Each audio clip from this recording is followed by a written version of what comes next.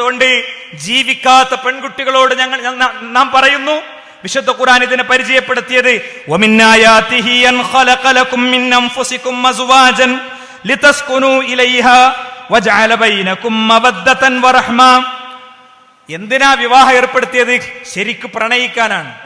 മവദ്ദതൻ വറഹ്മ, കാരുണ്യവും സ്നേഹവും അത് ഇഷ്ടം പോലെ പ്രകടിപ്പിക്കാനാണ് എന്നാണ്. എത്ര ദാമ്പത്യങ്ങളുണ്ട് നമ്മുടെ മുന്നിൽ. നമുക്കറിയുന്ന എത്ര ദാമ്പത്യങ്ങളുണ്ട്.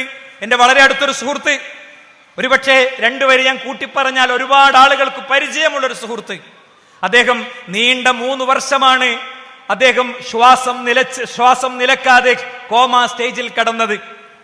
കോമാ സ്റ്റേജിൽ കിടക്കുമ്പോ കളിപ്പാട്ടവും കൊണ്ട് കളിക്കുന്ന കുട്ടി ഇതാരാണെന്ന് ചോദിക്കുന്നുണ്ട്. വളർന്നു വരുന്ന കുഞ്ഞിതാരാണെന്ന് ചോദിക്കുന്നുണ്ട്. സുഹൃത്തുക്കളും പ്രിയപ്പെട്ടവരും എല്ലാവരും ഉണ്ടായിരുന്നു. ആദ്യ ദിവസങ്ങളിൽ കുടുംബങ്ങൾ ഉണ്ടായിരുന്നു. പിന്നീട് ഒരു പെണ്ണ് തനിച്ചായി.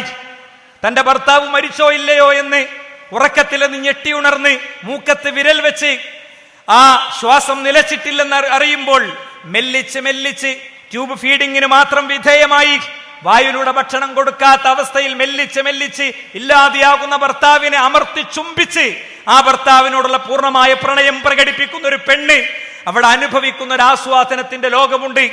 അത് ദീന് പറയുന്ന റഹ്മത്തും മവദ്ദത്തും കിട്ടണമെങ്കിൽ കുറെ കാര്യങ്ങൾ ചെയ്യാണ്ട്.